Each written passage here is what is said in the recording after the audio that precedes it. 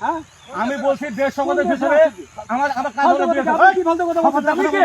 বলছি একদম মুখ সামনে কথা বলবা আপনি কি আপনি সিভিল লোক মুখ সামনে কথা বলবা বলছি আপনি বলছেন না ফালতু কথা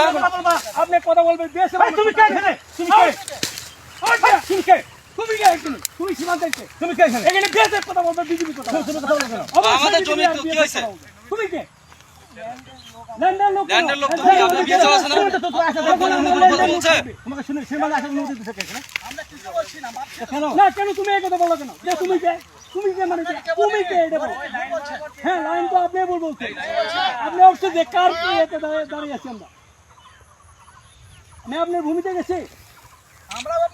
আমি তো জানি আপনি সিভিল লোক এখানে কেন আপনি এখানে বিএসএফ দ্বারা থাকবে আপনি কি আপনার সিভিল লোক এখানে কেন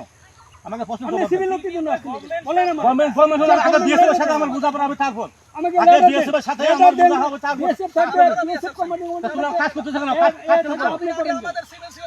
যে না সিভিল থাকে আমার সিভিল থাকবে আগে বিএসএফ এর সাথে আমাদের